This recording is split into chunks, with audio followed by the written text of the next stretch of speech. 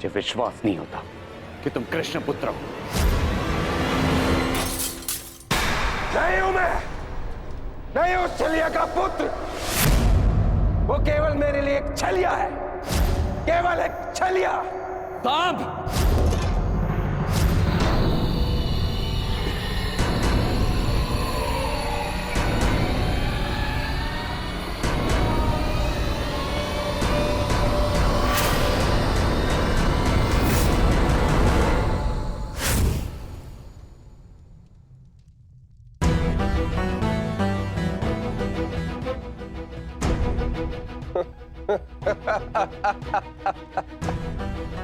आइए आइए आइए द्वारिकाधीश, आइए। स्वागत है आपका, स्वागत है। लौट आए आप।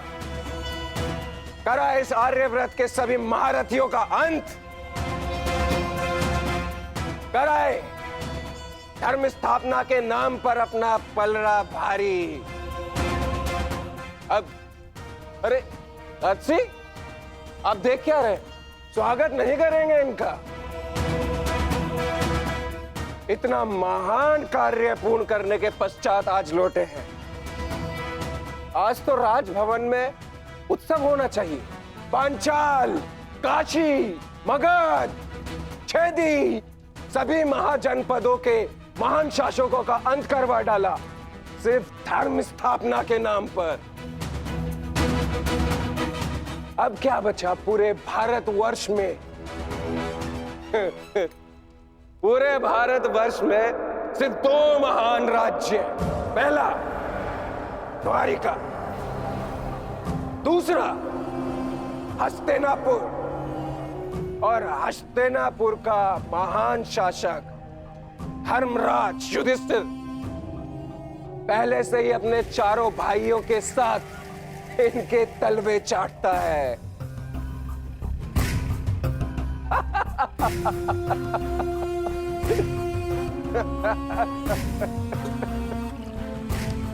बधाई हो, बधाई हो वासुदेव, बधाई हो। आप अपने उद्देश्य में सफल हुए। जीत गया द्वारिका महाभारत। परंतु आपने भी मूल्य कुछ कम नहीं चुकाया। हमारी 7 औक्षणी सेना का अंत करवा दिया। क्या मिला आपको हमारे वीर सैनिकों का अंत करवा कर? क्यों किया आपने?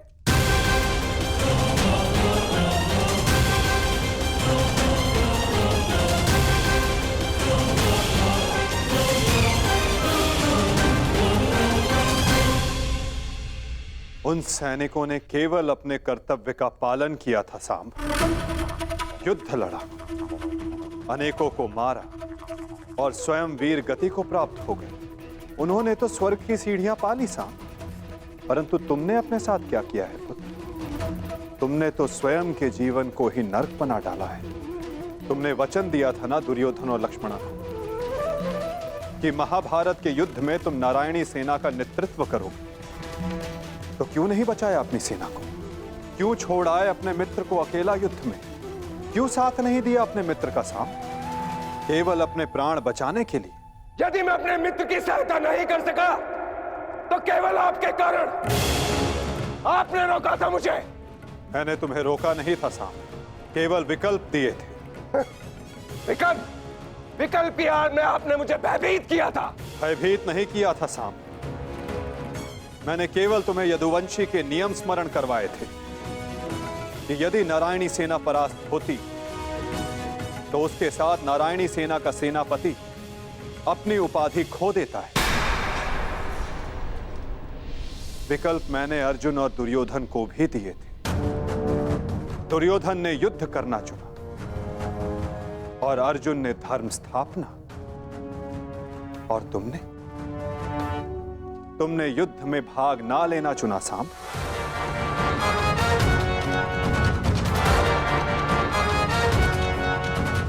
कदाचित यदि तुमने अपने मित्र वीर वृषसेन को उस युद्ध में प्रदर्शन करते देखा होता तब तुम्हें ज्ञात होता कि वीरता की वास्तविक परिभाषा क्या होती है सांब। यदि तुमने अपने प्राण उस युद्ध में गवा दिए होते तो आज मेरा सर गर्व से ऊंचा होता। किंतु नहीं, तुम तो मदिरा के मद में स्वयं के जीवन को धीरे धीरे करके मार रहे हो। लज्जा आती है तुम पर सांब, लज्जा आती है।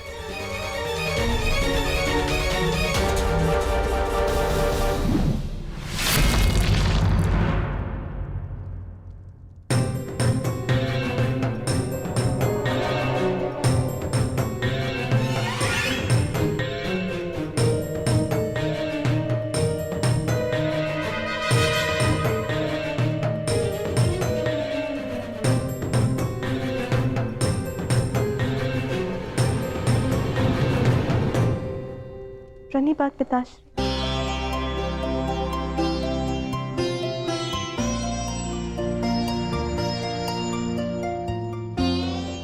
पिताश्री मैं क्षमा। लक्ष्मणा, इतनी लंबी यात्रा से आया हूं पुत्री, भोजन नहीं कराओगी? जी पिताश्री।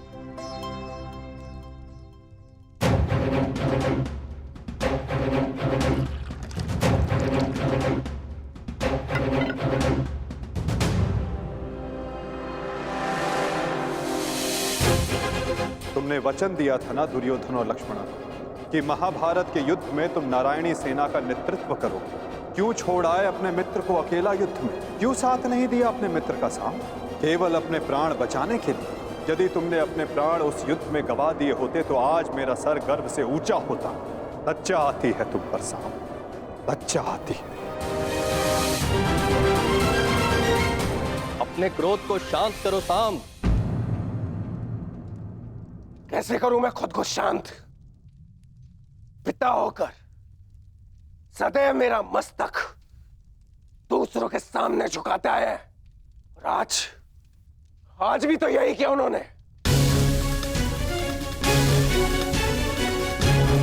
लाओ मुझे दो मित्र।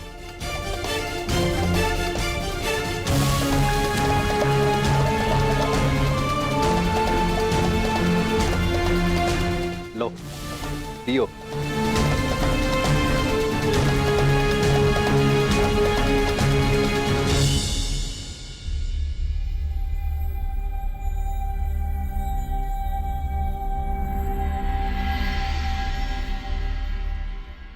भोजन आराम कीजिए पिताश्री।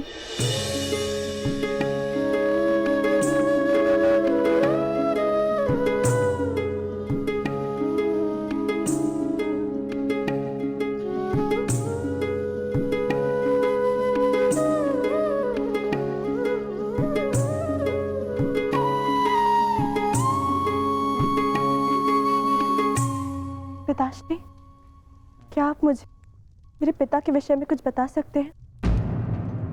युद्ध में क्या हुआ था?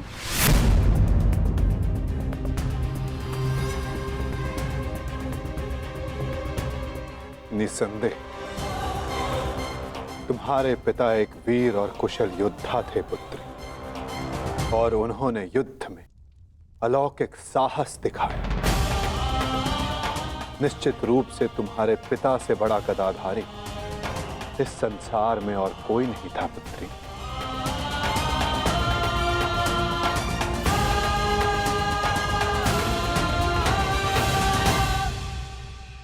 यदि ये सत्य है तो उन्हें ये संसार छोड़ के क्यों जाना पड़ा पिताश्री? हमारे कर्म और हमारे चयन हमारी नियति निर्धारित करते हैं। कुछ भावों में और कुछ वस्तुओं में अधर्म का वास होता है।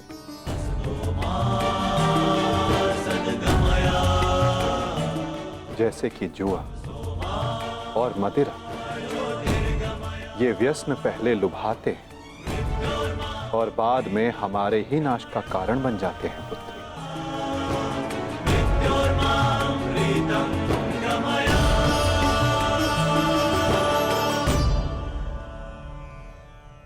लो मित्र पियो।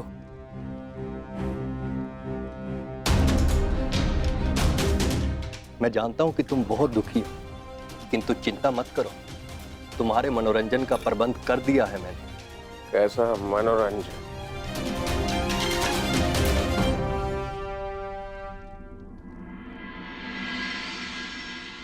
लक्ष्मणा, सदैव स्मरण रखना पुत्री, जब जब मनुष्य पर मद और जुए का प्रभाव बढ़ेगा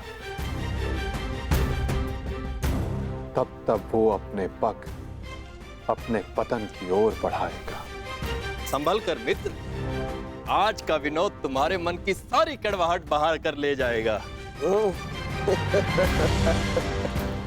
एक मद्दांध व्यक्ति सबसे पहले अपने बड़ों का आदर करना भूलता है,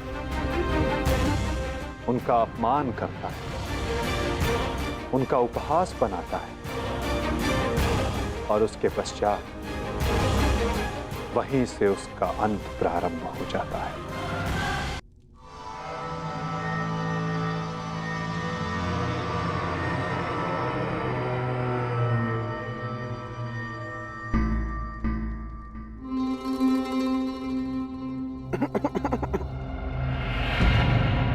तो आप हैं महान ऋषि, सुना है महात्मा कि आप भविष्य बता सकते हैं। बड़ी प्रशंसा सुनी है आपकी। क्या जानना चाहते हो? यदि ये सत्य है तो बताइए कि इस रमणी को आगे चलकर क्या होगा, पुत्र या पुत्री?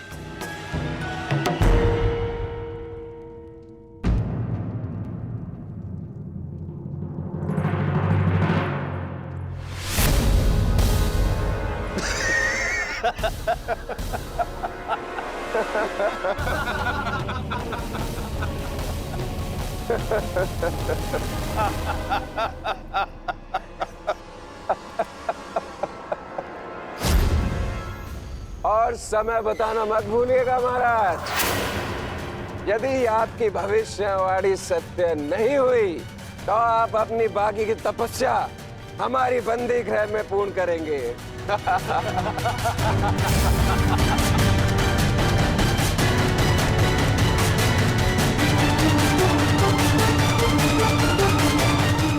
कौन क्यों है महाराज?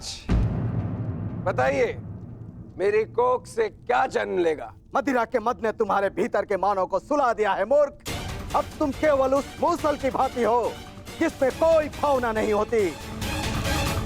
वो किसी भी वस्तु पर पड़ता है तो उसे कुचल देता है। ये लीजिए पिताश्री, ये हलवा मैंने विशेष रूप से आपके लिए बनाया है।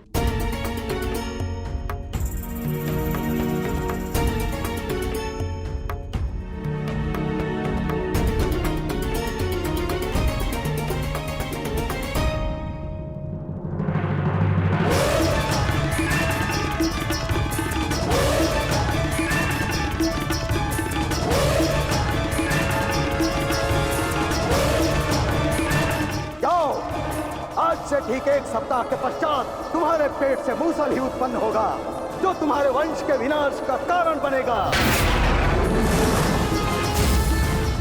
जिस मदिरा के मद में तुमने मेरा अपमान करना चाहा, वो मदिरा तुम्हारे नाश का कारण बनेगी।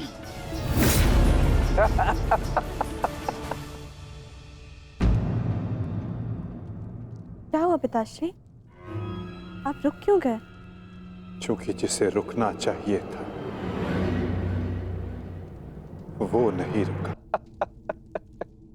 लगता है तुम्हें हमारे बंदी गृह के दर्शन करने की उत्सुकता कुछ अधिक है, इसलिए तुमने हमारा अपमान करने का दुस्साहस किया। पहले वासुदेव और अभी तुम। मैं तुम्हें जीवित नहीं छोड़ूंगा।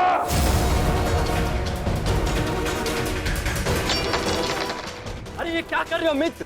शांत हो जाओ और इनसे क्षमा मांगो ताकि अपना श्राप वापस ले ले। ये क्या कह रहे हो तुम? इस पाखंडी से क्षमा मांगू? ये एक पाखंडी है। भला कभी किसी पुरुष के कोख से कुछ जन्मते हुए देखा है? ऐसे ढोंगी साधु से डरने की कोई आवश्यकता नहीं।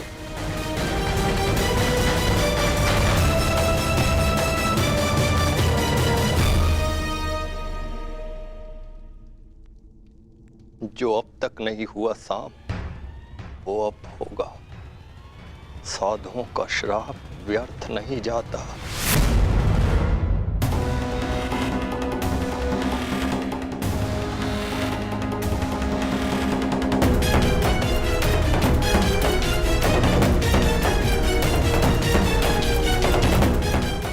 क्षमा करना पुत्री। कदाचित मैं तुम्हें कह सकता सदा सौभाग्यवती भव।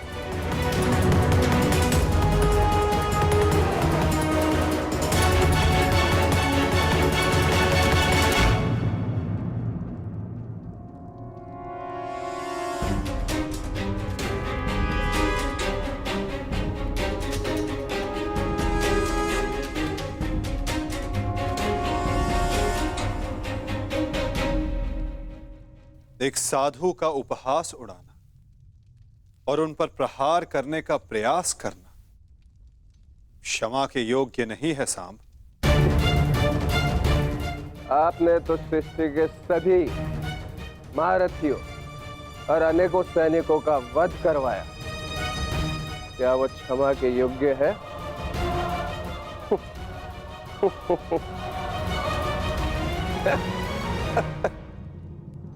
कृतिवर्मा, तुम्हारी उपस्थिति में ये सब हुआ और तुमने सांब को रोकने का प्रयास नहीं किया।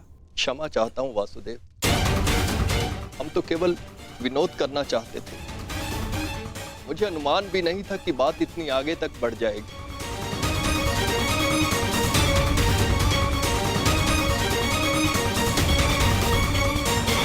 कितना समय?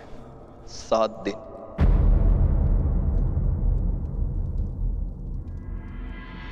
सात दिन बाद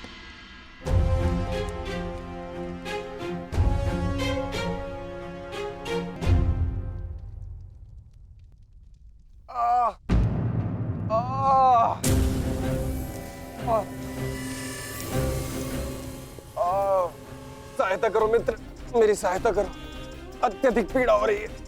कैसी पीड़ा हो रही है तुम्हें? लगता है उस साधु का श्राप मुझे लग गया है।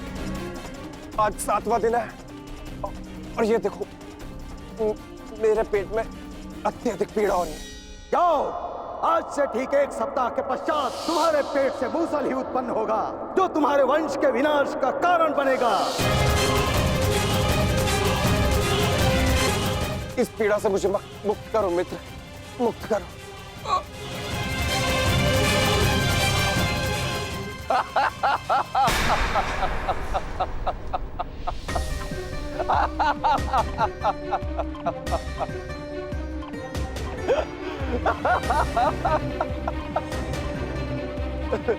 तुम कितने बड़े मूर्ख हो मित्र, कुछ नहीं हुआ मुझे, सही हूं मैं। कहा था ना मैं, वो साधु एकदम पाखंडी है।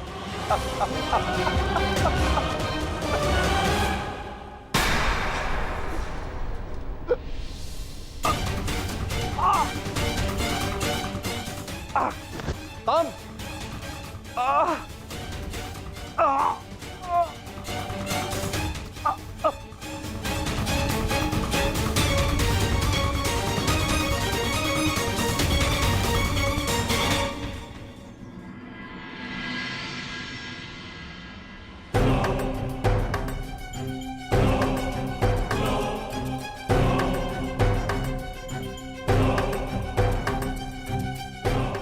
बड़ी विचित्र घटना घटी है वासुदेव।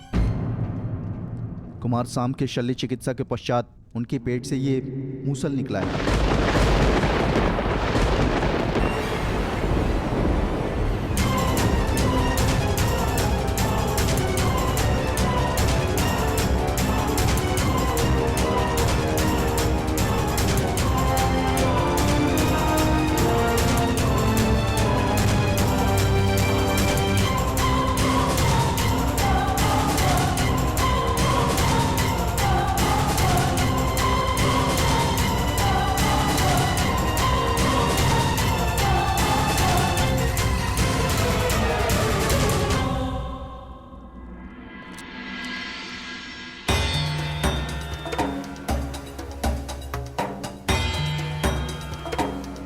कुमार अब स्वस्थ हैं बलभद्र।